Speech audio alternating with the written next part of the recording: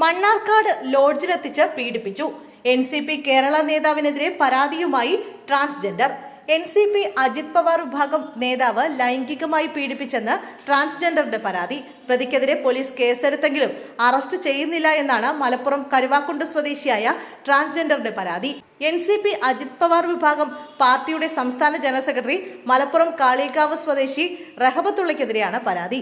വീട് വയ്ക്കാൻ സഹായം വാഗ്ദാനം ചെയ്ത് റഹമത്തുള്ള പാലക്കാട് മണ്ണാർക്കാടുള്ള ഒരു സ്വകാര്യ ലോഡ്ജിലെത്തിച്ച് തന്നെ പീഡിപ്പിച്ചെന്നാണ് ട്രാൻസ്ജെൻഡറുടെ പരാതി. സഹായിക്കാമെന്ന് പറഞ്ഞാണ് വിളിച്ചു വരുത്തിയത്. ഉപദ്രവിക്കുമെന്ന് അറിയില്ലായിരുന്നുവെന്ന് ട്രാൻസ്ജെൻഡർ പറയുന്നു. 2021 ഓഗസ്റ്റിലാണ് സംഭവം. മലപ്പുറം SPക്കും മണ്ണാർക്കാട് പോലീസിലുമാണ് പരാതി നൽകിയിരിക്കുന്നത്. 1 മാസം മുമ്പ് കേസിൽ FIR ഇട്ടെങ്കിലും പ്രതിയെ പോലീസ് പിടികൂടുന്നില്ലെന്ന് പരാതി നൽകിയ ട്രാൻസ്ജെൻഡർ പറഞ്ഞു. റഹ്മത്തുള്ളയെക്കുറിച്ച് കൂടുതൽ വിവരങ്ങൾ അറിയാത്തതിനാലാണ് താൻ പരാതി നൽകാൻ വൈകിയതെന്നാണ് ട്രാൻസ്ജെൻഡറുടെ വിശദീകരണം. എന്നാൽ ആരോപണം NCP നേതാവ് റഹ്മത്തുള്ള നിഷേധിച്ചു. രാഷ്ട്രീയപരമായും വ്യക്തിപരമായും തന്നെ ഇല്ലാതാക്കാനുള്ള ശ്രമമാണ് നടക്കുന്നതെന്ന് റഹ്മത്തുള്ള മാധ്യമങ്ങളോട് പറഞ്ഞു.